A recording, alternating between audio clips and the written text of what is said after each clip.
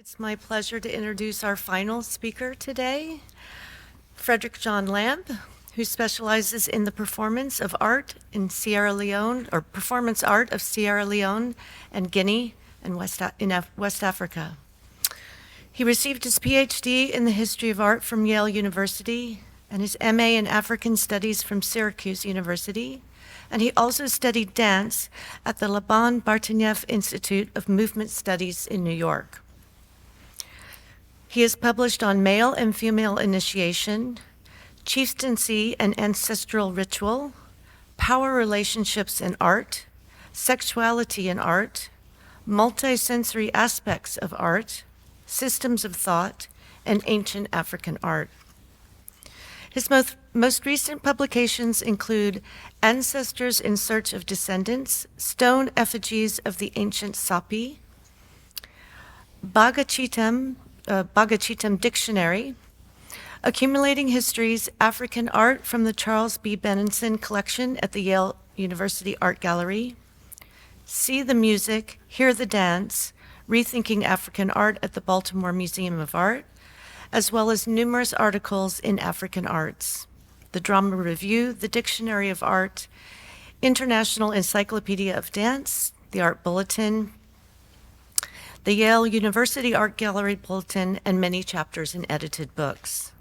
Fred has taught at the Johns Hopkins University, Yale University, George Washington University, and the Catholic University of America, and has been the recipient of numerous academic awards, including 2 Fulbright Scholar Awards and several NEH and NEA fellowships.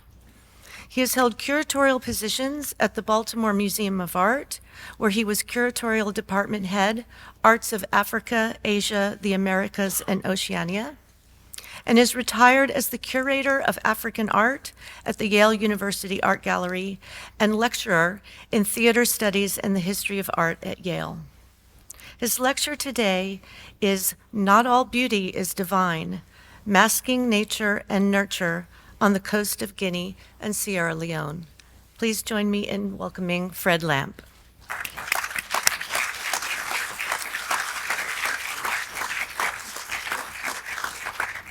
That's what I look like. This is supposed to be a conference on beauty. What happened? I used to be pretty. Anyway, it's so great to be out again and to actually dress up again.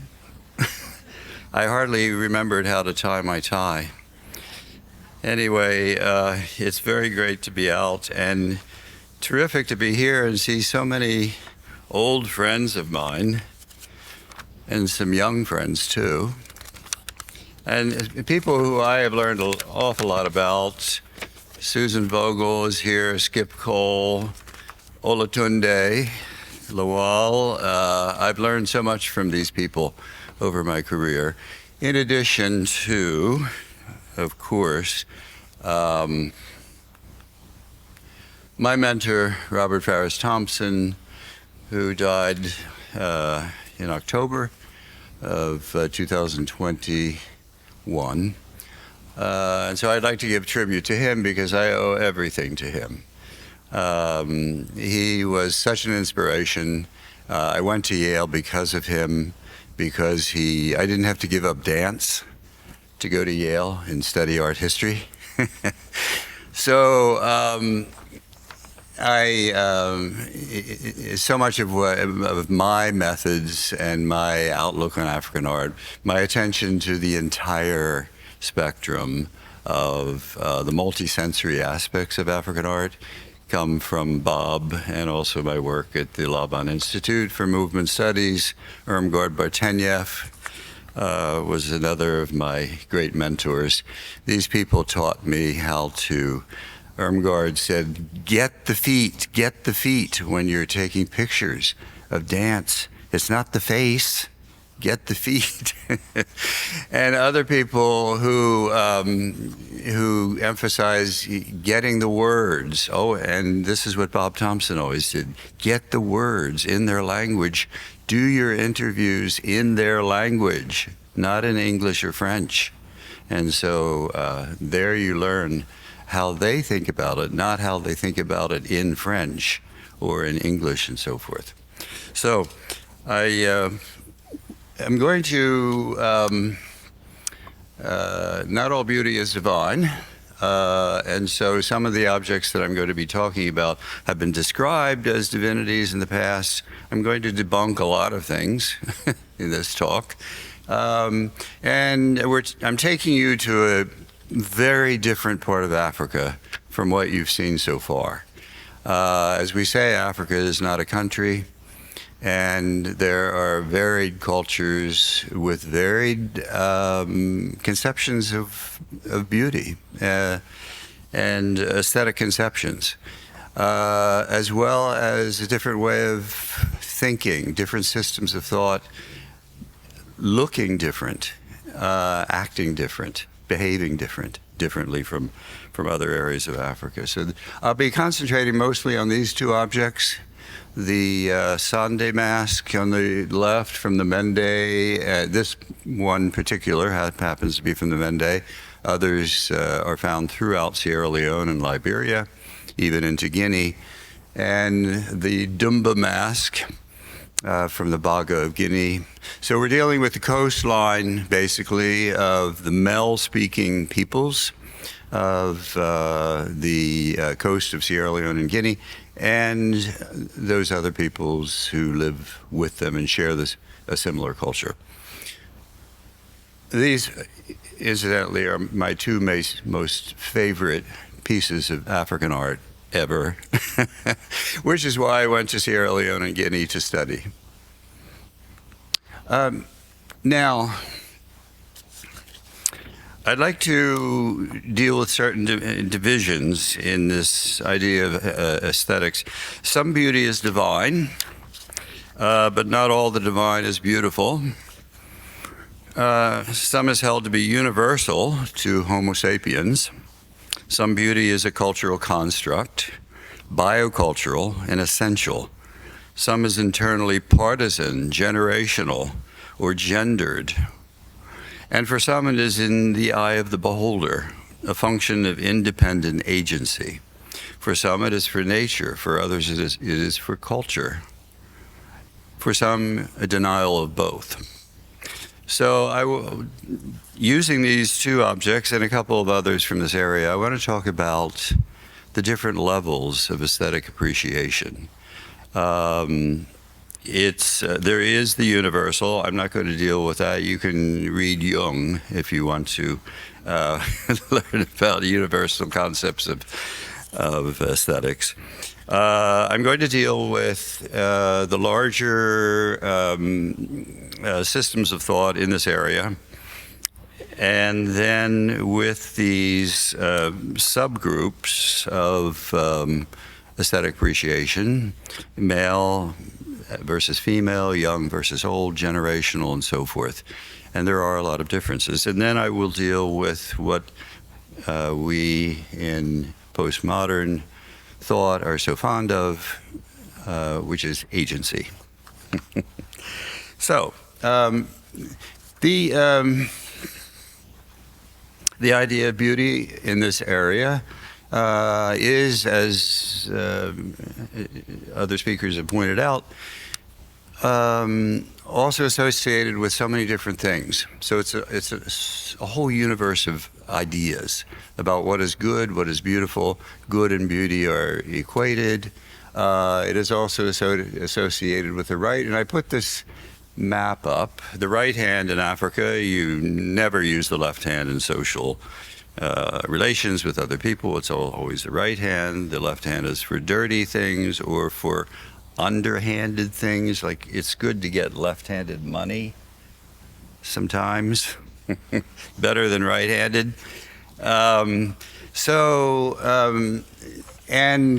In this area, there is the concept, and it probably is also in other areas of Africa, but the map for Sierra Leoneans, in the map of conceptual map, east is up, and things come from the east. All good things come from the east. Death is associated with the west, and so I show a sort of prototypical village plan where you have these dyads in real life. And so the village east is up. In the eastern part, there are the gardens. There are and all the women's houses. There are the sacred women's houses for Sunday or Bundu association, where initiation takes place. Always located in the east. I am a dyed-in-the-wool structuralist. No apology. At least I was. And I go into the field with a compass and with measuring instruments and so forth, which nobody else does. So, other colleagues of mine who have worked in this area said, I never noticed that. Well, did you look? Did you did you use your compass? Which way was north? Where were the women's houses and so forth? So, and the men's houses are always in the west. A few stray exceptions. There will always be exceptions. Maybe they didn't care. Maybe they had other ideas. So, but basically, and then the ancestor's house, always in the east. So I think people are thinking about this. These conceptions are always present in people's minds when they think about anything, including sculpture, when they think about their own bodies and how they use them. So so all of these are associated up, east, or in the south, since the south is your right hand as you're facing east. That's good. That's beautiful. The left is ominous. And goodness and beauty are equated with social life and things that are pleasing. There's an example here of a figure. It's a Mende figure called Sonyande. In the languages in this area, Nyande is the Mende word for beauty. She represents a So, which is the leader of the Sande Association. And so her name was Sonyande, beautiful So, as all Sos are. The Temne use the term fino or fino, bot, pleasing, pumbot, and all of these words. Tot is a term that is used for good spirits. There's another name for bad spirits, the kurfi. The good spirits are ngonk, bad spirits are kurfi, malevolent spirits. They are lus. And sometimes, so the other side, of course, is the west. And people talk about good and bad in the opposite, bad in opposite terms to good. So up is also, it is a geographical reference as well. Most of the people in this area say that they're not autochthonous. Their ancestors didn't come from Sierra Leone or Guinea, the coast of Guinea.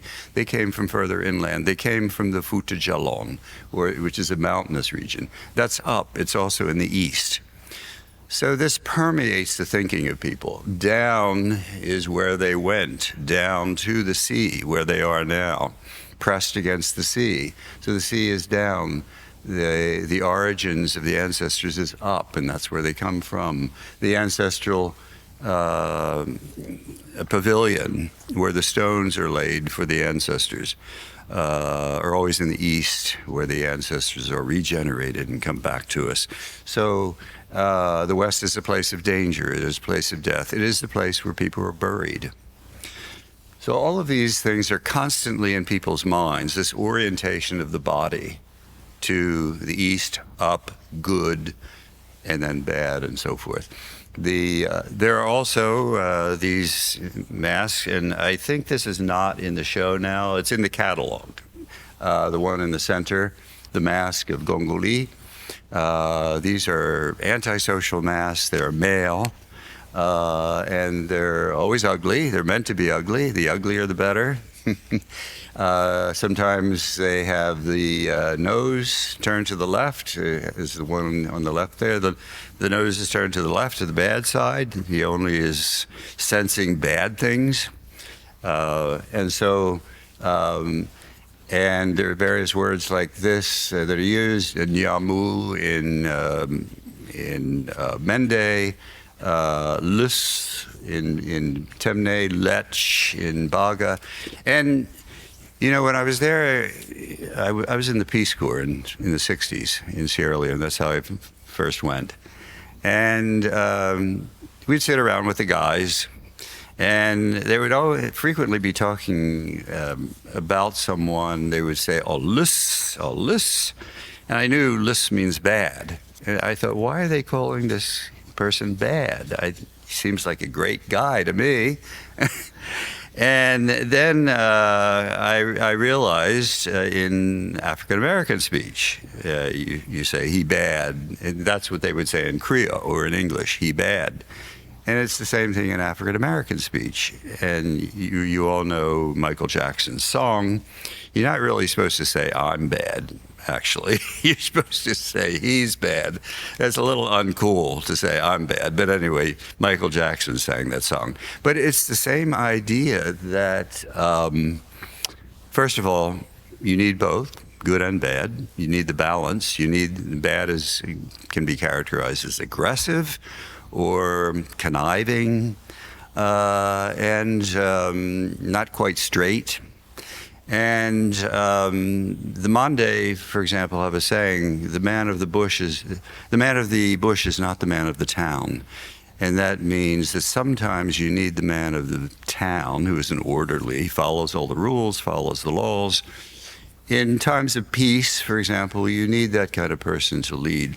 In times of crisis, you're better off having the man of the bush, the man who disregards all the rules, who makes his own way, who charges in, who is aggressive.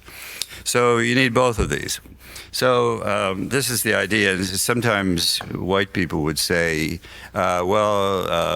he's bad means he's good. No, it does not mean he's good. It means he's bad, but we want it. We need that, and we need that kind of person. That person charges through. So this is the male house, the house of the male institution, male initiation here. Always tiny because it's in the spiritual world. It's not a real house. Like spirits are not of our size.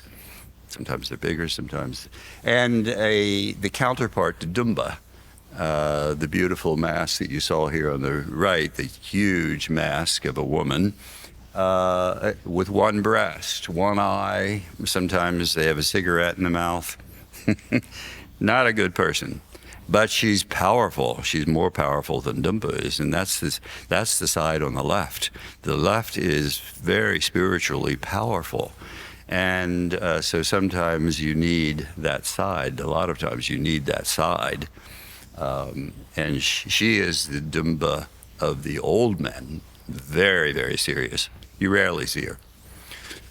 So there is this connection also with the village and the bush. As I mentioned, the man of the bush is not the man of the town. The opposition between chaos and order, danger and coolness, balance and imbalance. So the balance is extremely important. In all of these masks, you'll see that this mask is in the show. One of the most beautiful examples of Mende Sande masks. But it is, again, connected with the, and I'll talk more about this later, the conception of the village as a place of calm and security, and the woman's place in that, in ruling that domain. It's a place of coolness also, whereas the forest is a hot place. It's a hot, dangerous place. And then in opposition to her, we have the antisocial, the anti-aesthetic masks. On the top, the mask called Grande. You rarely see this, but sometimes she does perform. She's a disheveled mask. She has a ratty old costume. The Sunday spirit, Noel, has a very dignified, dark, indigo, dyed raffia costume. Meticulous. She wears a sloppy old costume with rags and so forth. Here's another spirit called Samawa that you see sometimes, who just, here on the right, who doesn't wear a mask, but wears just about everything she can get together, old leaves and so forth, rattles and bags of things. She has herniated testicles. She's really a mess. So you have these oppositions. Dumba on the left. This is this the one in the show? I think so, yes. No, it's not. No, it's not. Anyway, I'll show you the one in the show. That's the first one you saw. Anyway, she is in perfect balance. She is just everything is perfect about her, but not her counterpart in the center and on the right, Dumba Dachol, which means the Dumba of medicine. So why is she the Dumba of medicine? She is, medicine is a term, Untol, that refers to any kind of agent of change. That can be leaves, that can be a tea, that can be a ceremony, that can be a ritual. That is all Untol. Medicine is the powerful one. Not Dumba. Dumba is the one, the beloved one. The peaceful one, the model who shows you proper behavior. So there is also the issue of color, white and black. Black obviously being the color of people. White being the color, I mean, who ever heard of a white person? That would be ridiculous. White is the color of the other world. White is the color of the dead, the color of spirits, and I'll show you how that figures in ritual sometimes. So the negative character, Dumba Dachol, is wearing white of the chaotic world, the uncolored world, the undyed. And there's a saying about death that we are all undyed in the end, that when we die, we lose our color. We go to the other world. The world of the other world is a gray world, a white world, a world without color. This is the world of color and of people of color. So here you have it. In the girls' initiation, this is carried through. And in the initiations of the boys and the girls, I've studied both of them, all these concepts are played over and over again, run through in different scenarios. The girls on the left are in initiation. They are in the other world. They are not in this world. They're in the spiritual world. You don't see them. You cannot see them. They're white. They have no color. And so if you do see them, sometimes they'll come out from the initiation house and parade through town, or not parade, but go for errands to get water and so forth. You are not supposed to even acknowledge that you see them. So this is the Sunday initiation, or Bondo initiation, which uses that helmet mask that you will see in the show. On the other hand, when they come out, they are polished with oil, they are black, they are of this world, they are real people, not spiritual people anymore. So now you can talk with them, now you can see them, they're visible, they're shiny and visible. So shininess, visibility, all these things are very important aspects of beauty and of goodness. Um, Here, yeah, I'm just using this as an example, the difference between black and white. Nowo, the name of this mask, is a black woman. Whether she's a deity or not, she's spiritual. Certainly, she is spiritual because the soul goes under the water to get her. She goes under, as one described to me, I go under the water to the other world to get Nowo and bring her back.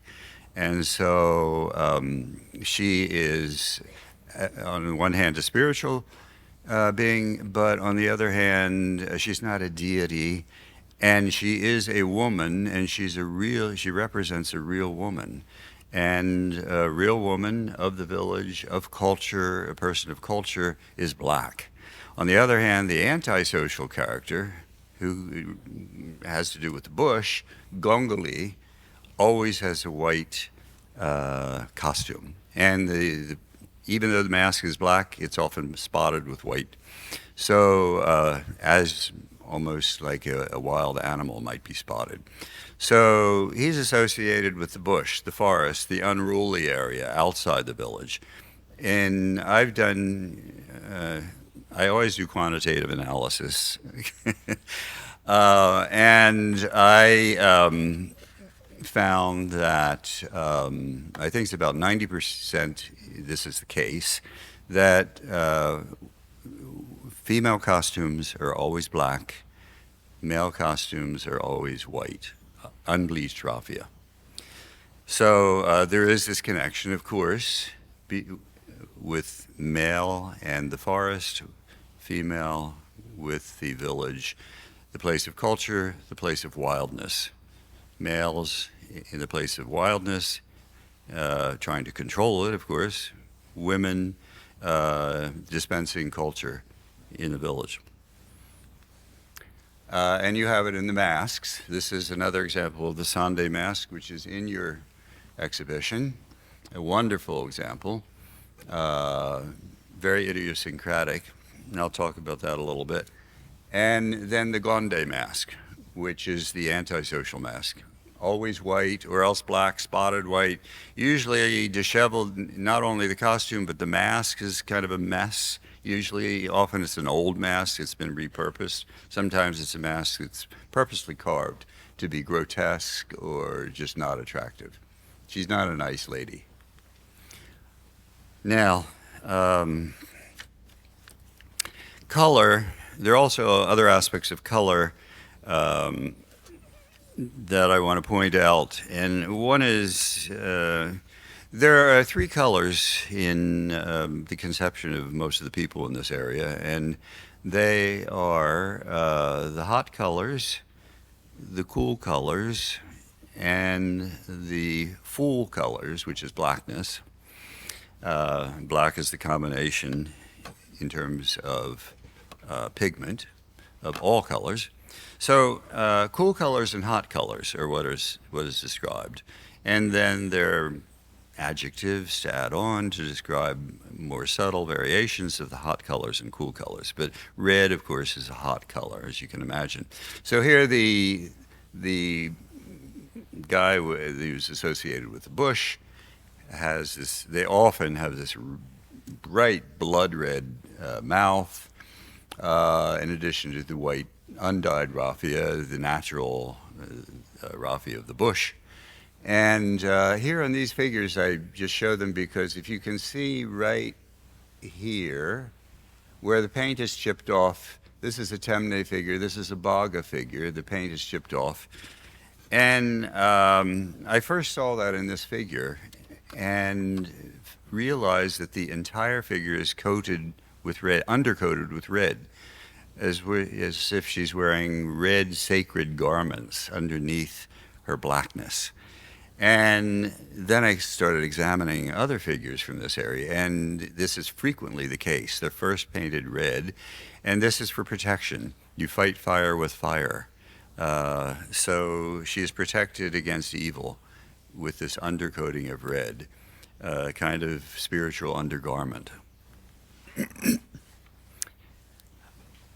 Now, with both of these masks, the Dumba and the Sande mask, Nowo, the concept of bearing is very, very important. And I think, again, this is something that people keep in their minds all the time, this concept of bearing and the woman as the bearer in a lot of different ways.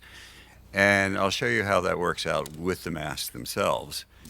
So I am obsessed with taking photographs of women bearing baskets and pots and so forth. And on the left is a Baga woman actually doing a dance with this extremely heavy, huge pot on top of her head. And again, it's a matter of balance. And so that you see also with the masks. And it is essentially the women who are the bearers. I was so shocked. I was teaching school in Sierra Leone when I was in Peace Corps. We went out to get firewood, and then the boys chopped down all the wood, and then they piled it on top of the girls' heads, and they carried it back to school. And I thought, this is outrageous, but that was the division, and so it just permeates their thinking of the woman as the bearer. And so it works perfectly with the Dumba mask, where the bearer, is actually a man inside, but he is bearing the Dumba mask. That has to do with women as essential beauty and the bearing of a child. And all of these things that Dumba has to do with, she dances to commemorate, to celebrate the birth of a child, and she is the main actor in weddings among the Baga. The Baga have the longest weddings in the world, I think. It lasts an entire week, and Dumba dances every single day. And so she is representing the woman as bearer and in so many different ways, and hopefully the bearer of children. This extends into the ceremony. As I say, one of the contexts is the wedding. She also dances at funerals and other contexts. But in the wedding, Dumba dances, and the bride-to-be is seated with her family on one side of the plaza. And at the end of the ceremony, the brothers of the groom come, and it's called abduction. Marriage of a woman, the word for it means abduction. And this is what they do. The brothers come and abduct her from her family. They put her on their shoulders, just like the Dumba mask, and carry her off. And now she may go to the house of the groom, and he is just, because he has taken a wife, now he has the right to build his own little house, and where they can live happily ever after. But it's this bearing and carrying off that I think informs the structure of the Dumba mask itself. And it's carried. You'll see legs. We call them legs. They're not really. This is what the dancer holds in front of him, just like they are holding the legs of the bride and carrying her off. With the Sande mask, a similar concept holds. And I see these masks as just an inculcation of these concepts of the East up, woman, bearing, birth, in the mask itself. And so I think this is what the carvers are thinking of as they carve these masks. How does this express this idea of bearing, of the creation of a child, the creation of humanity, and so forth? Because the creation story in this area has to do with humanity was created on the head of a woman.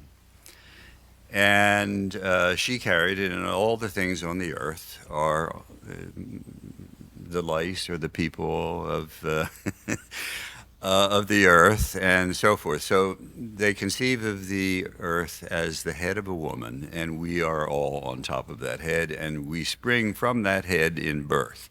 And so I just love this picture from 1916 that Northcote Thomas took on the left, that where she is wearing this knot. And I don't presume to know that every woman who puts her hair in a knot like this is reenacting the creation story. I won't go that far, but I think that one cannot possibly see this as a Temne or Mende person and not have this entire concept in your head when you see a woman like this. And I think the same thing goes for these other masks. Here, of course, you have a head of an infant. And in this area, as in most areas of Africa, babies are depicted, little children are depicted as full adults. And so you have the head of a woman, but this is the birth of a child. This is called Egg in a Cage by the Mende, and it represents the birth of a child. So that is placed on top. Here we have children, twins in this case, in this mask, which is on display. And they are springing from the top of the head as well. So now, why is this here? So I think with the Sunday mask and with Dumba, why are these beautiful? We think this is beautiful, this is a beautiful woman. How do they think that Dumba is a beautiful woman? How do they see that form as beautiful? And I think in both of these cases, what we're looking at is a code, a collection of messages. We read this object as you might read a page, a discourse on beauty. And the word beauty, for example, when you read that on a page, you think beauty. B-E-A-U-T-Y in itself is not particularly beautiful any more than U-G-L-Y is on a page. And yet when we see that on a page, we think beauty. And so I think with the Baga, when they look at the Dumba mask, they are seeing these messages that communicate this idea of beauty. And this is the mask on display. I photographed it in the collector's home in Paris a long time ago. There are things that you can see here that are messages. For example, the nose. Everybody wants to know about the nose. Why is it like that? The Baga do not have aquiline noses like this. I think the Baga, again, are always thinking of their world and things in it and what is good and bad, what is beautiful and ugly, what is beneficial, what is not. The Baga think about birds a lot. They have a lot of bird headdresses and bird shrines. And there are a lot of stories about birds. There is a bird that led them from the Fouta Jalan, that mountain that I showed you, to come down to the coast. There is a lot of lore about birds and the Baga people. So I think when they are thinking of goodness and beauty and production and creation, birds are always in their minds. So, I keep doing that. There are other things here, for example, the elaborate coiffure, which I have likened to not Baga coiffure, but the coiffure of their neighbors, the Fulbe or Pearl, who wear this kind of coiffure and have for a long time. I have no indication that the Baga ever wore their hair in braided crests like this. But the Fulbe are a people of allure. They are a little distant. They are a bit forbidden, especially the women, to the Baga people. And so I think they are thinking of this idea of a sort of forbidden female allure, beauty. And even today, Baga women do not braid their hair this way. The breasts. You know, sometimes we need people to go into the field who are not like us. And a lot of our field researchers, especially in the beginning, were men.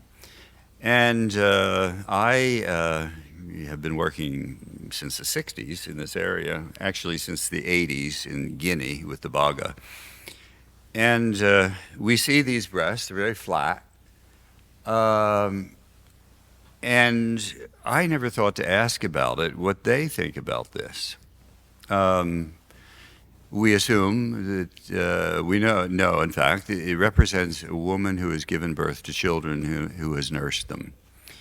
So I took a team over to Guinea in 2008. Amanda Maples is here as part of that team. And it was quite a time. But we had people from different disciplines, dance, theater, music, and so forth. The woman in dance decided to go around and ask everybody, men and women, what kind of breasts do you prefer? I mean, I never would have asked that question. So, and she got a lot of answers, and they're all the same. As she said, do you prefer, which is more beautiful, the long flat breasts like this on Dumba, or, you know, pert, young breasts? Everybody said the long flat breasts. And I think they, again, are thinking of these messages. What does she convey? What kind of ideas does she convey? She conveys the idea of a woman who has given birth and who has dedicated herself to her family, to the production not only of children and her family, but the production of culture. And she is a woman of culture, a woman of refinement. This is the way a woman of refinement looks. So, and I also, I'm going to show you a video later, but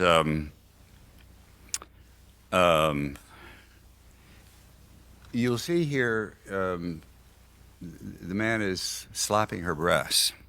And this occurs frequently throughout the dance. And I never quite understood, you know, the Baga don't explain everything to you. Any of us who have done field research in Africa know this. They don't sit down and explain it all. Here, sit down and I'll tell you all about it. So I had a student who went to Dakar, a woman, and she said she came back and she was telling me this. She said, I was sitting in the bar with some of my women friends, and they're all slapping each other's breasts. And I said, she told me, I said, why are you doing that? And she said, we are affirming each other's femininity. So don't try this at home in your bar. And I think that's it.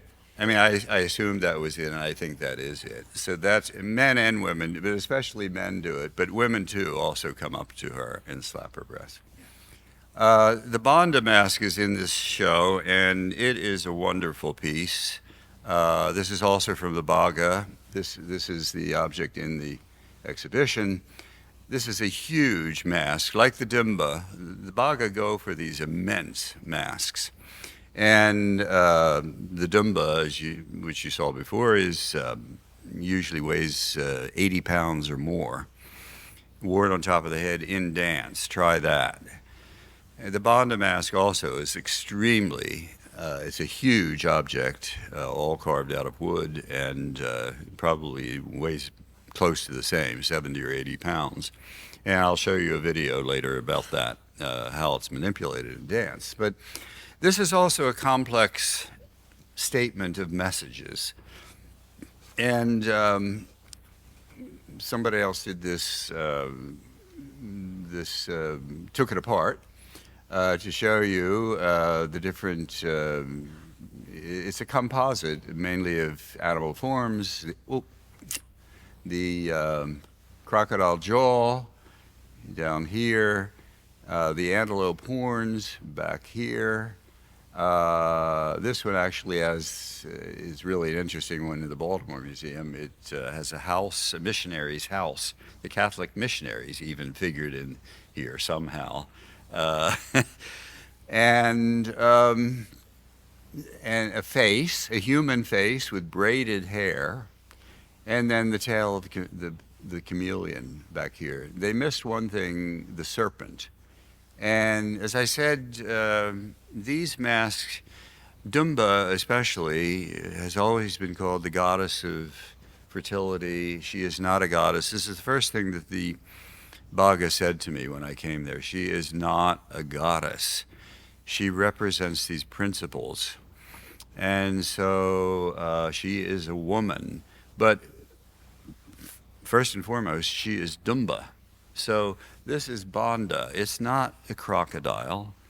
It is not a chameleon. It draws upon the attributes of these animals. And so it is Bonda. There is nothing else like it. There is no other species. This is a species that they have created, and it is a spirit. This was the most important spirit in boys' initiation 150 years ago. Now it's mainly danced for pleasure.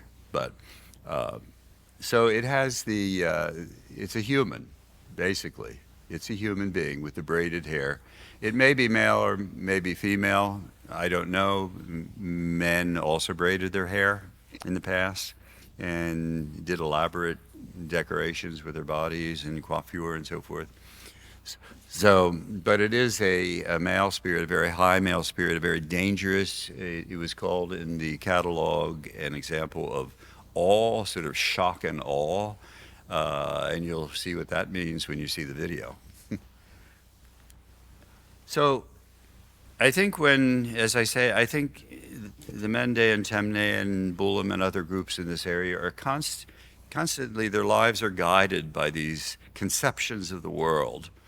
And I believe, and my consultants in the field also believed, that this informs the structure of the mask, of the Sunday mask called Nowo.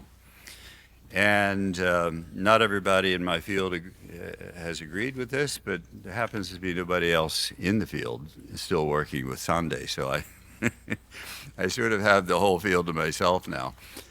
But I see her as a cosmogram, as a symbol of the world, or at least partial symbol of the world, incorporating these ideas of up and down, north and south, the creation story, the creation of the world, the creation of human beings. And I use this cosmogram that I found actually stamped into steel, but there are a number of others. I published on this. I have found this configuration a number of different times in wall paintings and so forth, where I showed you the village with the gardens always in the east, and they are always in the east, which is up. And so what would be up on top of the head but the gardens? Of course, wouldn't they be thinking of this as they conceive of up and down? In Temne, the word for the world is Noru, and it means the place of braiding. And in Sierra Leone, planting and plaiting is used interchangeably. When they speak in Creole or in English, they use the word planting the hair. And they think of this in terms of the gardens, of the hoeing of rows in the gardens, and the planting of seeds. And there is a mask on display that has seed pods. I think I show it here. So you see, the braiding of the hair is like the cultivation of the land. And it's always done very, very finely, meticulously. And then the other world, Rosaki, is the place of confusion. Noru, the place of braiding, is a world of clarity. And this braiding is always meticulously done. Very clear lines. It's extremely important in the whole mask of Nowo for these very, very clear lines, delineating the face, the hairline, the mouth and the eyes, and especially the hair. So you have elaborate hairstyles, which they would call planting. So it is our world is a world of clarity. The other world is a world of obscurity, of confusion, of darkness. Rosaki is a place that you can't really see very well, of course, whereas you can see our world very clearly. And on the top of the head, as I said, there are often these images of growing things, as if you planted there is a song in the coming out ceremony of the girl initiates, which says, I have cultivated my garden, now I'm going to plant the seeds. And it has to do, and then the women all enter into this private little cabana in the center of the village. The serpent brings them there, the serpent procession deposits the seed. All of this comes out in the songs that are sung during the coming out of the girls. So it's very metaphorical. And so they are thought of in these terms, and why wouldn't this be on their central mask? So on the top, you frequently see things like this. Of course, the crests of hair on the top. Here you see plant forms. Here you have seed pods. Here you have flowers and leaf forms. Here you have seed pods. And so this is what you frequently see. Now, with Dumba, I'm going to talk a bit now about the multisensory, because I think this is very important and is what is usually neglected in our studies of African art. I love this drawing that was done by Uri Wan, a friend of mine in Conakry, Guinea, for the newspaper Horoya. And it says Dumba undressed. Déshabillé, vue de profil. Yeah, Dumba undressed in the profile view. As if, shock. Dumba isn't wearing any clothes in the museums. So, of course, for the Baga, this would be, could we even recognize this mask? And then, of course, could we even recognize it without the dance and without the music and so forth? And I'll be showing you that full context as it appears here in a photograph from 1932, I think it is. So I've just outlined some of these things to think about in terms of the multisensory aspects of the use of these masks. Of course, we think of the surface condition, and ornamentation is often addressed, and this is very important in the personification of these masks, the individualization of these masks. But the costume also is extremely important. And so if curators are doing an installation and an exhibition using costume, which would be good, at least to show how it would look in performance, it's important to get it right, because every mask in Africa has a different costume. Some have raffia, some have cloth costumes, some have meticulously tailored cloth costumes.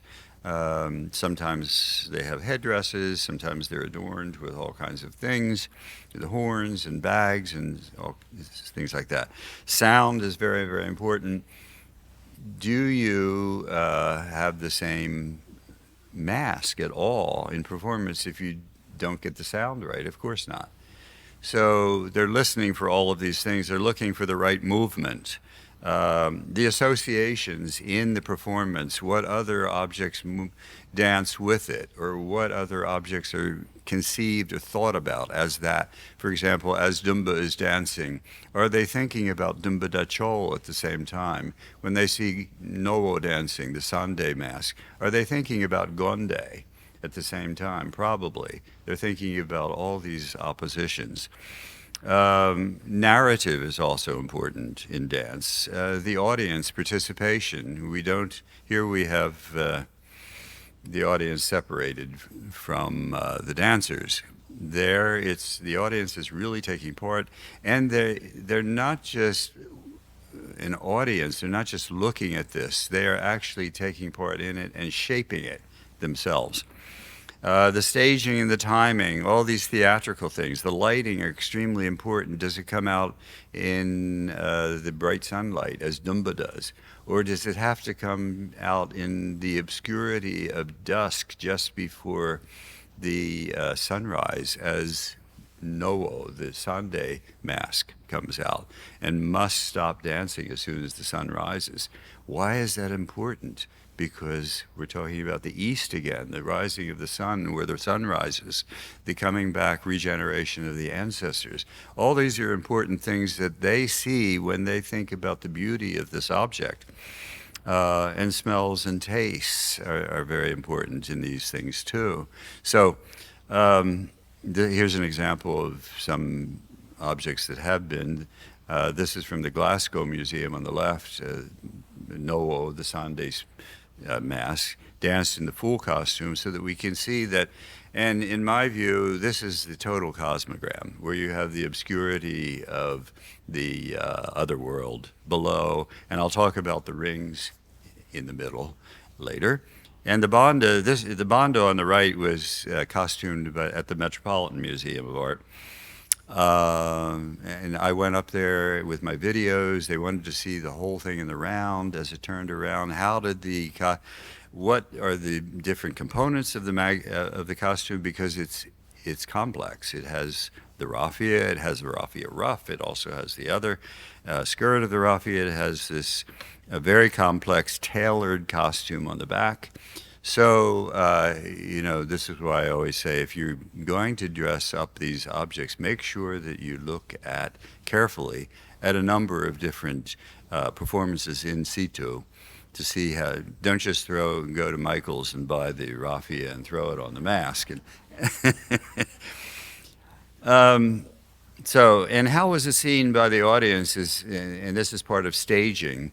This is the Dumba mask from the Baltimore Museum of Art, where I was curator for a long time. And I was getting the photographer ready to photograph it, and we always had it on a pedestal, and it never looked right. He photographed it we spent days and days on this, and it never quite looked right. Then I realized, I said, shoot it from underneath, because that's the way they see it. In dance, like here, it is way high up in the air. This huge monumental mask is sitting on top of someone's head. The head goes underneath the body there, behind the breasts. There's holes between the breasts where they can see out, and the head is there, and so it actually sits on top of the head. They have a porting pad that they use, like a grass circle that they put on top of the head to soften it.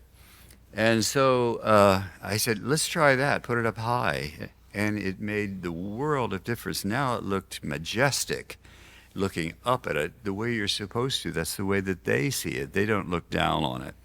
The one on the left, we rejected that photograph because it looks little. It doesn't have the strength as it does when it's up in the air. And so at Yale, this is the way I positioned it, on top of a rod. I love to dress them up, but I also wanted to surround it with its people. And so I put it in a circle and surrounded it with 5 huge wall murals of people dancing it and the women encircling it and so forth. So she would be with her people. What's happening here?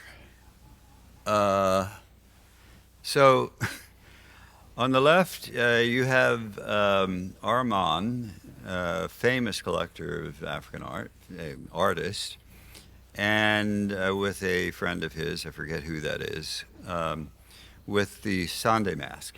And on the right, a Grande Mask with the partial costume on it. They often come with these raffia costumes, and they look very, very fine. And in my view, since I've seen these ceremonies, I can hardly conceive of the Grande Mask without the costume, of course. But, I went to, it's always stripped off by dealers. One time I thought maybe I would dress up a mask, and I went to a dealer in New York and asked him, do you know anyone who has these costumes? And he went to his closet and opened the door, and the entire closet was full of the Grande Mask costumes, the raffia that he had cut off. It came tumbling out, an entire closet full of Grande Mask costumes that he had cut off.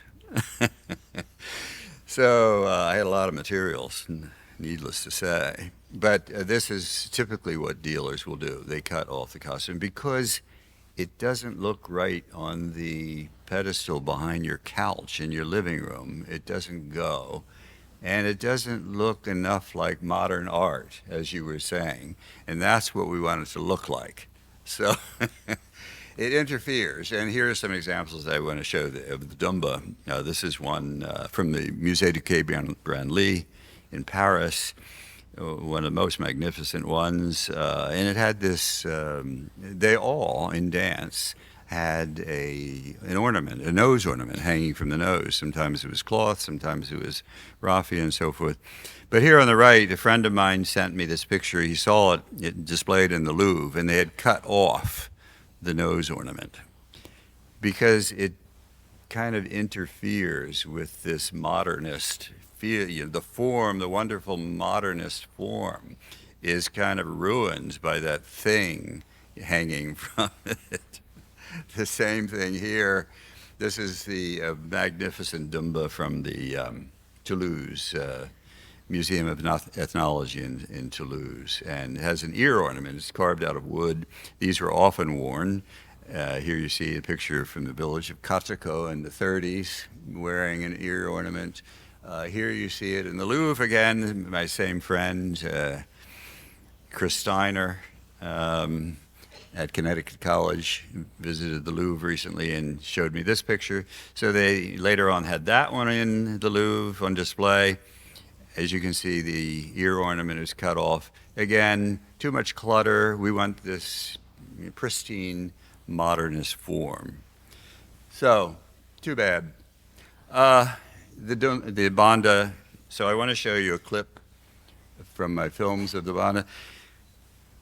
This is what inspired me to write my book on See the Music, Hear the Dance. Because when I was viewing this film, when I was viewing the performance, the Bonda is this huge thing, and I was there filming it, but also looking at it, and I could not make out what was carved on the mask, what exactly I was looking there in terms of form. I know what a Bonda mask is supposed to have. It's supposed to have those components, but I really couldn't see anything. All I saw was this blurred mass of forms. It was wonderful. I was awestruck. It definitely was shock and awe.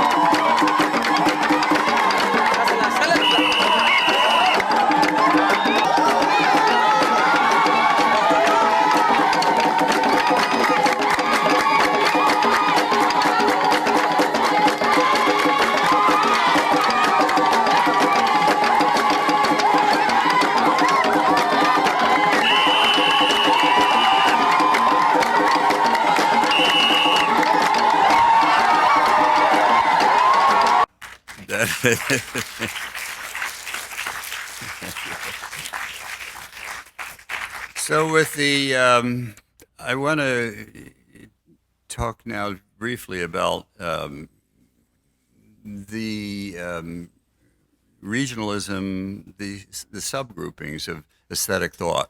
That what I've been talking about so far has been culture bound and sort of the essence of a culture's aesthetic principles.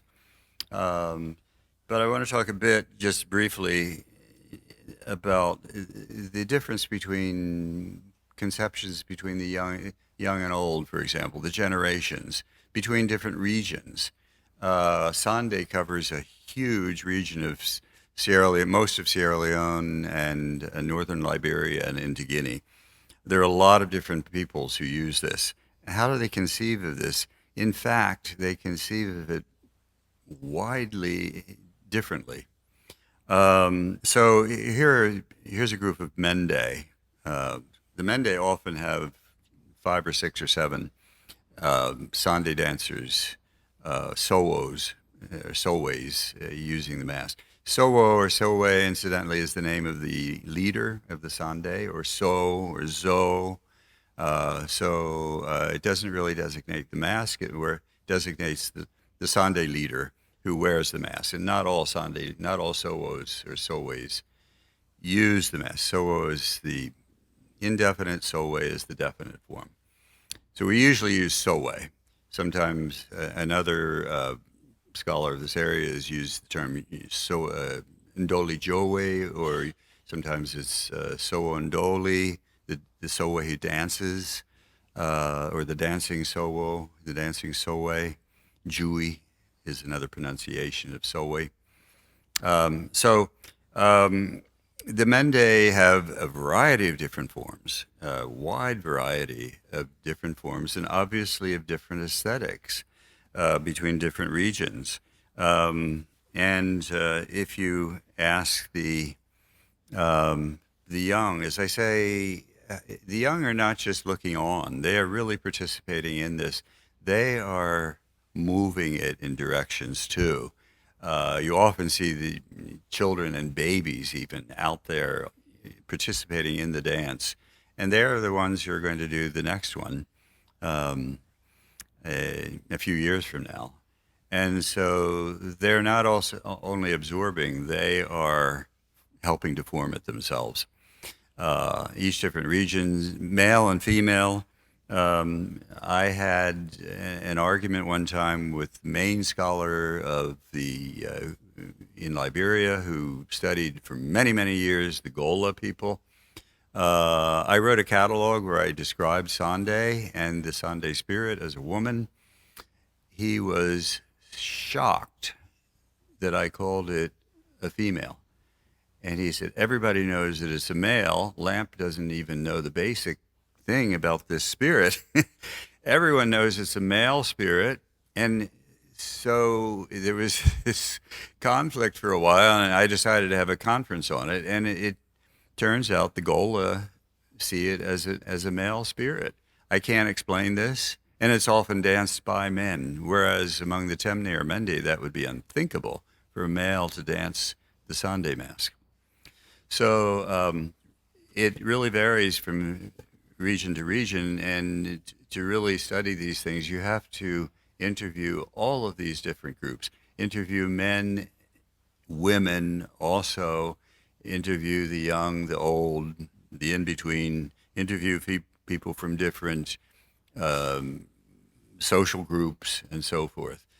And this is where you're going to find disparity in concepts of beauty. For example, I just pick out a few that typify what you sort of not exactly a preponderance of style, but a frequency of style among the southern Bullum. You often see these long necks of rings. The Temne often have more naturalistic faces, up higher. The Vai have very heavy forms, often with horns, and among the Vai also, it's still in dispute among us who study this area, but some people say it's a male, some people say it's a female. With the Gola, it's very heavy forms, and Warren D'azevedo, the main scholar of this area, insists that this is a male, and in fact, they're often wearing male shoes in the pictures from that area, and they're tall. So it's almost certainly a male dancer. In this case, these are Gola dancers, and they're pretty tall and they're wearing male shoes. The Bassa of Liberia have a very much different form with a naturalistic face and much heavier. And so I say we cannot step into the same river twice, a famous quote from Heraclitus, that it is never the same, it's never the same river when you step in it, and you are not the same person stepping into it. So it's always, this is often used in reference to ritual, that it's never the same exact ritual twice, and it's never the same form, and it's never exactly the same concept of aesthetics. But, of course, some of us would say, can you really compare culture to a river? Is culture really a river? Or is it sort of a mud flat? So how fast is it really flowing? Okay. So I just want to talk briefly about agency and change, improvisation, departure from the essential norms. And this is an example of a mask that I have traced, I think, to the artist named Musa Kula, because this is the mask that's on display. Beautiful, beautiful mask. I once called it the Master of the Rainbow Eyes, but I found this figure, which is probably by them, and I won't go into it deeply, but you can see the same features of the face. And on it is written on the side of this arm. I made it out to be Musa Kula. I respelled it. So one of my big projects is an archive of the art of this area, where I compare masks and figures and all the art of this region to try to sort out, to erase the term anonymous. And with a lot of hard work, you can find the original artists, at least what they were like, what they were after, what they were trying to do in their sculpture, and sometimes even their names, and often where they came from. So I'm using the case of Noel. Here, this is the picture in the display, who danced mainly at the ceremonies of coming out. She also danced, so here she is leading. She would lead the girls out of the bush, out of the forest. Here she is in at the end, dancing the performance at the end, and here she is with the girls in initiation. So I'm going to go very quickly on this. I've published on this. Informants, consultants of mine in the field had talked about this. The name Noel, which nobody else and no other scholar in my field has ever used, has ever heard of in the field, actually dates back to 1854. It is documented over and over and over for every different ethnic group in this field. I learned it among the Temne, and I learned that it is also the word for the butterfly pupa or chrysalis. And I'll just go quickly. You can see some comparisons to that, including the rings around the bottom, the projections from the top, and so forth. Even these little nodules don't appear in every mask, and my detractors will say, well, they're not on every mask. But this is a complex symbol, and that's what I want to emphasize here, that it does not just have one meaning, and that's what makes a complex symbol extremely powerful, because it has a lot of sources. I'll just go through these quickly, but what do the rings mean anyway? And this is a big controversy, and everyone in the past, all the literature in the past, always said that these are rings of fat.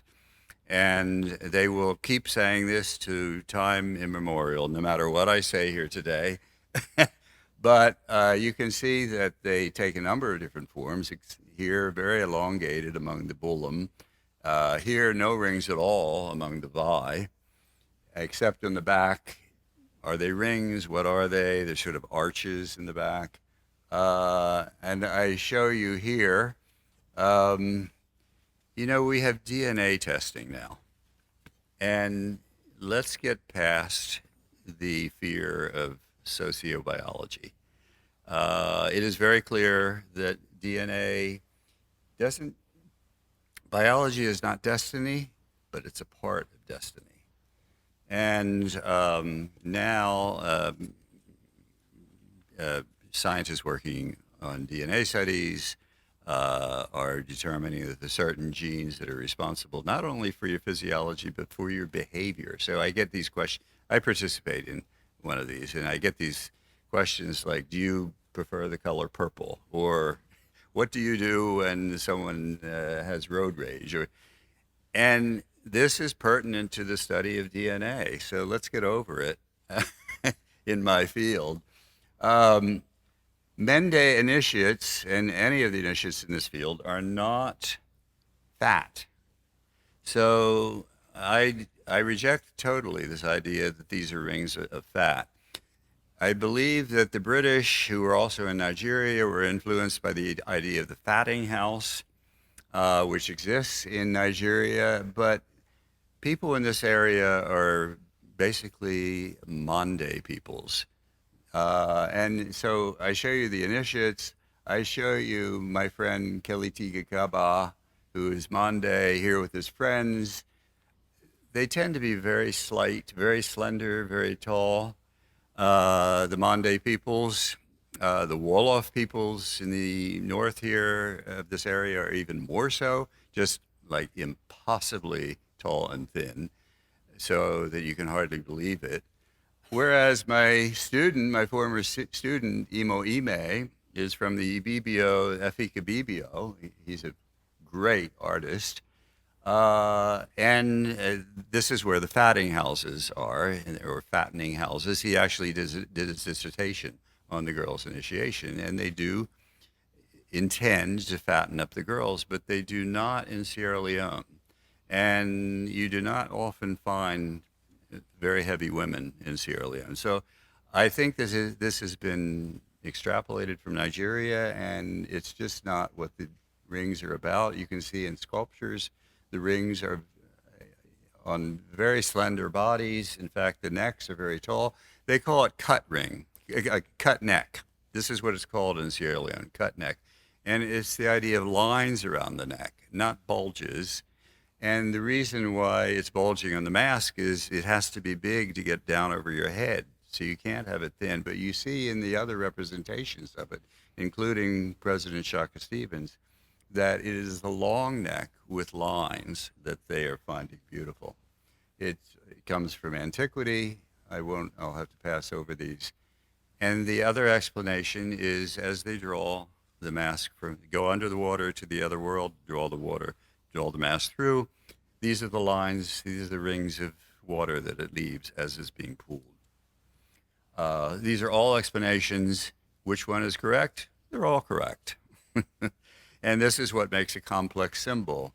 She also appears in other forms. So I'll move on. The antiquity of these is not that deep. The earliest one is from the 1880s. Here that was pictured in a book by Butekoffer. It actually turned up in the Bern History Museum of Bern. This is the one in the collection in the same style, but 100 years later. This, I think, was collected in 1986, if I recall, that era. And yet it's in exactly the same style. There's obviously a workshop there that is continuing in that style. Here I just show, I'll have to end this quickly, but the history of the name Nowo which is also translates as the butterfly chrysalis, in every single group of Sierra Leone back to 1854. What is Queen Victoria doing in here? Well, the earliest mention of this mask was 1854. Queen Victoria took her reign in 1837. And there are a number of masks, a lot of masks, in fact, a few that have the crown on top of the head, others that have it on the forehead. The crown, the British crown, appears a lot. And here's a figure carved in Sierra Leone, Queen Victoria. They loved the Queen. I'm sorry to say it, but when I came to Sierra Leone, every home had a picture of Queen Elizabeth in it, hanging up on the wall. And I think my theory is that this enters into it somehow. I don't suggest that this is the origin of the Sunday Mask, but it definitely is interwoven into what the conception of the Sunday Mask is. And Geliday, what is Geliday doing here? The Aku Yoruba were pulled off the boats, confiscated or intercepted by the British after 1806 when it was banned. And a lot of Yoruba came to Freetown and carried with them the Geliday mask, which is not exactly a helmet mask, but it does fit down over the forehead. And this is an example from Sierra Leone. Here is an example that I photographed in Freetown so in this case it is a helmet mask. Could this also have played into the development of this Sunday mask for women from a mask from the Yoruba that celebrates the power of the mothers, which is what Sunday does. I'm not going to have time for the rest of these, just showing you that there are a lot of different helmet masks that are male. And this mask is in the show. And it is attributed to a carver, but we know the name of this carver now, and I just want to show you. He is the most prolific carver in Sierra Leone. You can see why these masks are so loved. There's such beautiful forms, such beautiful face with what I call lip eye. This is an early one from before 1915, so I think it's not by the same carver, but his name was Sogande, which means sort of the so, which is the head of Sunday. It's also a male. The head of Poro, the men association, is also so, and it's the so of mystery. It's the priest or priestess of mysteries, and he is creating mystery with these masks. These are some. I think maybe he took inspiration from this kind of thing. Someone was experimenting with eyes, and I call these lip eyes because some of them have sort of double. It's like two lips. Here he is pictured in a book in 1937's Sogande the Elder, and these are some of his masks. You can see they all have the same face. Some of them have the lip above and lines below. Some of them have the double lip eye configuration. And this is his son, shot in 1970, also named Sogande. So there's a great confusion. This mask is in the Brooklyn Museum of Art, and it is almost identical to the one in this show. So I've counted over 100 masks by Sogande, either by the elder or by the younger. I think yours is probably by the younger. I mean by the elder Sogande. So these are some of the younger Sogande's masks with the characteristics and other things that he has carved. And now I just want to show you, well, I can't leave you without showing you the video. So the Dumba mask, this is the one that is in your show. Here's an earlier picture of it. It is actually wearing a beaded nose ornament, which no longer exists. And the earliest one was in 1886, recorded in a village. Here's a postcard from 1904. These are other forms of Dumba. And what is this doing here? Just talk about how Dumba is not a goddess. She is like this goddess figure, sort of resembling a goddess figure, Kitsitsis, who is a classical figure who appears in looking like a goddess, like other gods. Goddesses are often depicted, but she was not a goddess. She just represented. She was a personification of the foundation of buildings, the foundation of institutions. And when they wanted to put that signature in, they put her. And the Statue of Liberty, we know, is not a goddess, and she's not a real lady. She is the Statue of Liberty, just as Dumba is Dumba. She is who she is.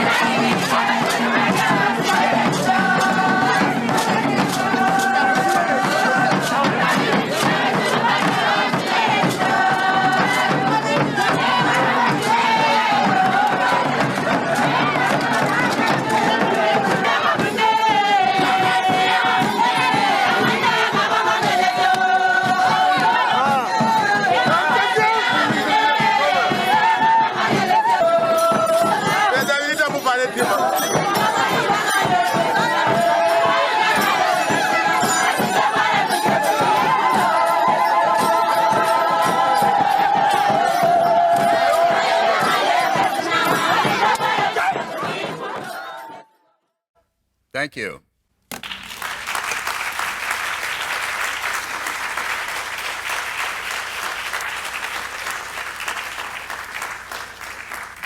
Thank you.